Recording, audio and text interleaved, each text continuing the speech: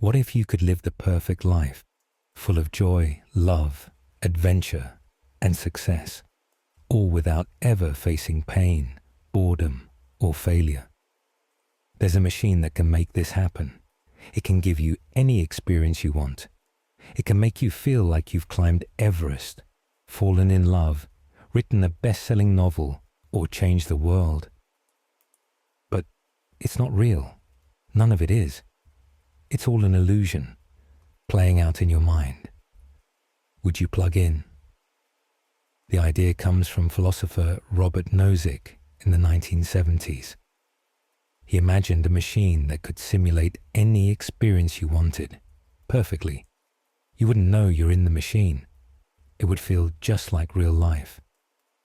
You could program it to feel love, success, happiness, anything. And once you're plugged in, you stay in that dream world, living out the most amazing life possible. There's no pain, no failure, just endless joy and fulfillment. But here's the twist. Once you plug in, it's permanent. You won't remember making the choice. You'll live in the illusion forever. So, would you do it? Would you choose a fake life of perfect happiness over a real one with struggle and uncertainty? Imagine someone who knows everything about color, how light works, how the eye sees, how the brain interprets red, green, and blue. Now imagine that this person has never actually seen color. Sounds impossible. That's exactly the point. Welcome to Mary's room, one of the strangest thought experiments in philosophy. Mary is a brilliant scientist, but she's lived her entire life in a black and white room. She's only seen the world through grayscale monitors, no color ever. But, and this is important, she knows everything about color. She studied the physics of light, the biology of the eye, the neuroscience of perception. She knows what wavelengths cause red. She knows how the brain processes blue. In theory, she knows more about color than anyone else on Earth. Now, here's the twist. One day, Mary steps out of the room. For the first time ever, she sees the color red. Not on a chart, not in a book. For real. Here's the question. Does she learn something new? She already knew everything about red, but when she sees it, when she experiences it, is that a new kind of knowledge? This might seem like a weird brain teaser, but it hits a massive question in philosophy and science. Can everything be explained by physical facts? Here's a question that sounds simple, but might just break your brain. Can an all-powerful being create a rock so heavy that even they can't lift it? If the answer is yes, then the being can't lift the rock, so they're not all-powerful. If the answer is no, then they can't create the rock, so they're still not all-powerful. Either way, it seems like omnipotence, being all-powerful, is impossible, or at least logically inconsistent. This is the Omnipotence Paradox, and it's not just about rocks. It challenges how we define power, logic, and even the nature of God. Some philosophers say true omnipotence doesn't mean doing the logically impossible, like creating square circles or married bachelors. Others argue that if logic limits power, then it's not truly unlimited. The real answer might depend on how you define power.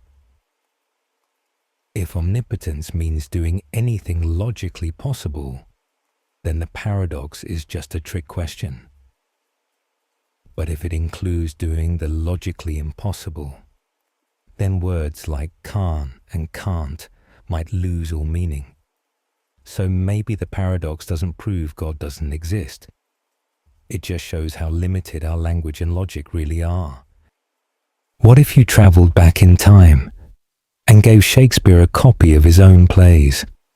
He publishes them, they become famous, and centuries later you find them and take them back to him again. So here's the question. Who actually wrote the plays?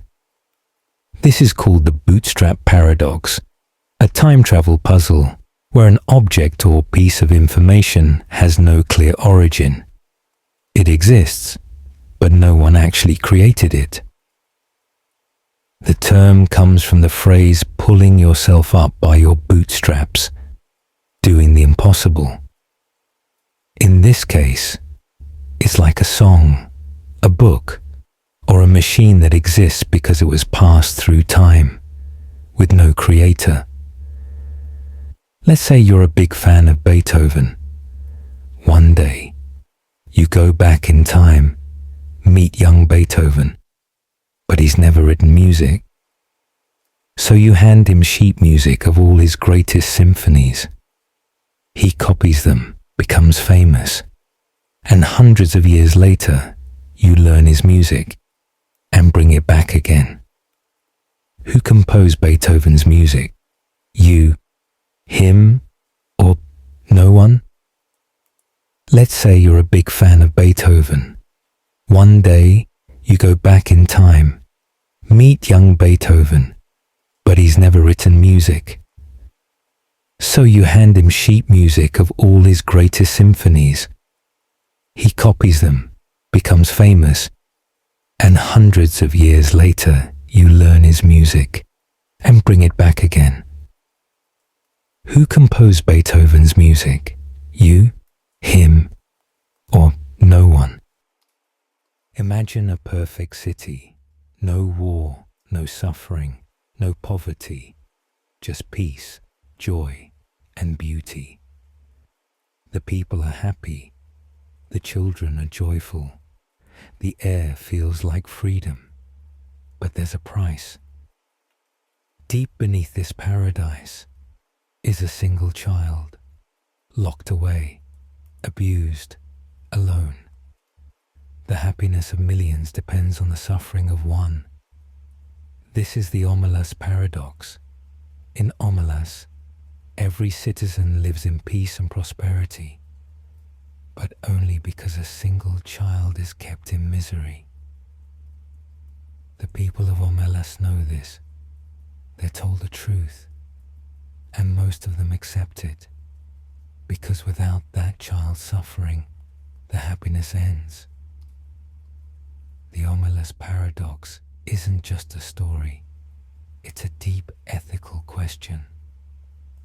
Is it ever right to sacrifice one innocent life to give happiness to the many? Would you enjoy paradise knowing it was built on torture? Some people justify it. One person suffers so millions don't. Others say it's monstrous. No amount of joy is worth that kind of cruelty. Some are disturbed, but move on. Others weep, but still stay. And then there are the ones who walk away.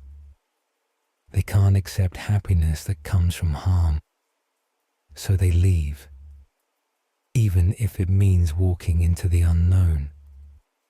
They choose conscience over comfort.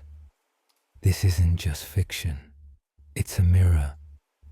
We all live in systems where some suffer for others to thrive. Child labor, factory exploitation, systemic injustice. Are we the citizens of Omelas? Are we looking away from the cost of our comfort? The Omelas Paradox doesn't give answers. It asks us who we are. Imagine a library that contains every book that could ever be written.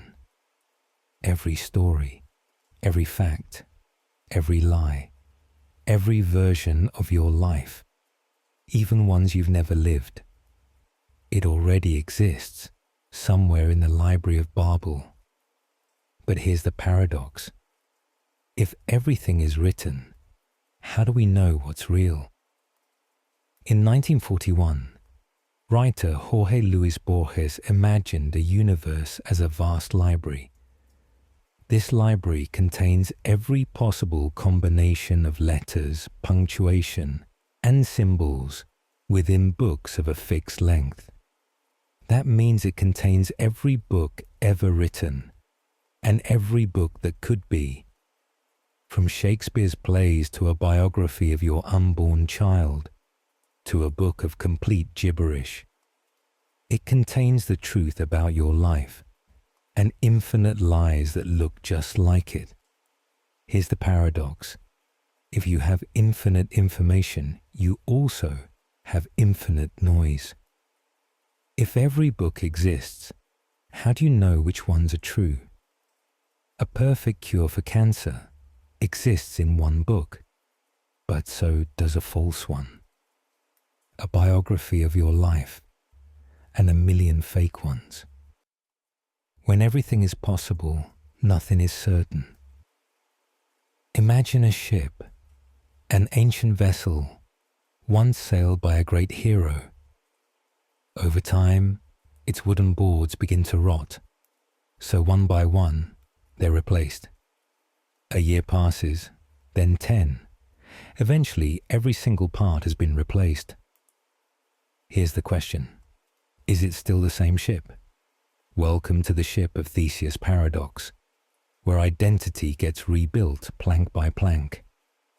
The thought experiment comes from ancient Greece, where the preserved ship of the hero Theseus was kept in a harbour. As the ship aged, damaged planks were replaced with new ones. Eventually, none of the original parts remained. So philosophers asked, is this still the same ship that Theseus sailed? If not, when did it stop being the same? After the first plank, the last one, somewhere in between. Now here's the twist. What if someone gathered all the old original planks and rebuilt a second ship out of them? Now you have two ships, one made of original parts and one made of new ones. So which one is the real ship of Theseus? The one with the form and function, or the one with the original materials? The paradox forces us to ask, what makes something itself, its matter, its design, its story? A crocodile steals a child and says to the parent, if you guess what I'm going to do next, I'll give the child back. The parent answers, you're not going to return my child. Now here's the twist. If the crocodile gives the child back, the guess was wrong. But if he doesn't, then the parent guessed right. The Crocodile Paradox is an ancient puzzle about logic, prediction, and self-reference. It starts with a deal. A crocodile promises to return a kidnapped child, only if the parent correctly guesses what he'll do. But the parent tries to be clever and says, you won't return the child. Now let's break it down logically. If the crocodile does return the child, then the parent's prediction was wrong, so he shouldn't return the child. But if the crocodile doesn't return the child, then the parent's prediction was correct, and the crocodile should return the child. Either way, the crocodile violates the deal. This creates a contradiction. No matter what the crocodile does, he breaks his promise. It folds back on itself and creates a loop that even logic can't escape. What if I told you that a diamond is less valuable than water? That the things we need the most are often priced the least? This isn't just a quirky economic insight. It's a full-blown paradox, one that has puzzled philosophers and economists for centuries.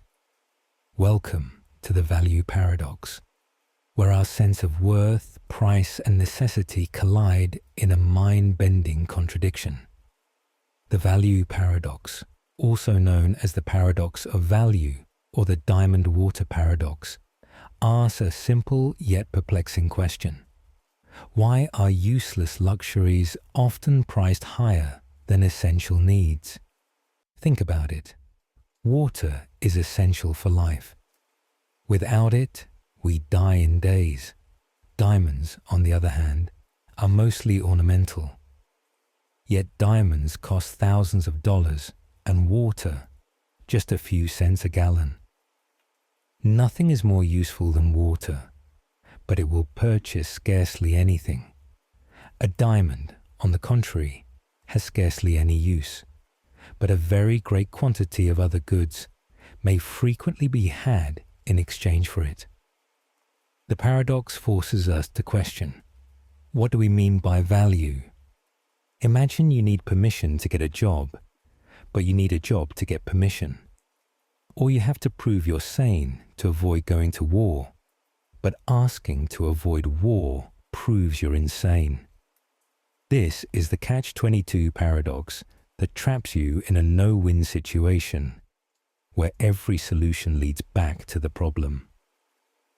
The term catch-22 comes from the 1961 novel Catch-22 by Joseph Heller, set during World War II. In the story, a bomber pilot named Yossarian desperately wants to avoid flying more dangerous missions, but the military has a rule, Catch-22, that makes it impossible. Here's the rule. If you're crazy, you can be grounded. But if you ask to be grounded, you're obviously sane, so you have to keep flying. This impossible loop traps Yossarian and anyone caught in it, because the rules contradict themselves.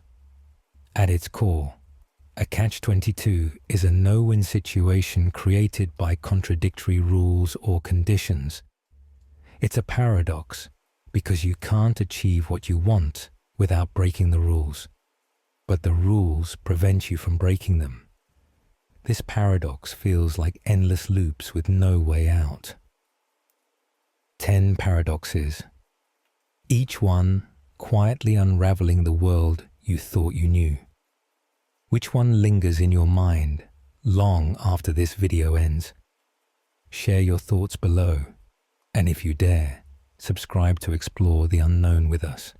Until next time, keep questioning.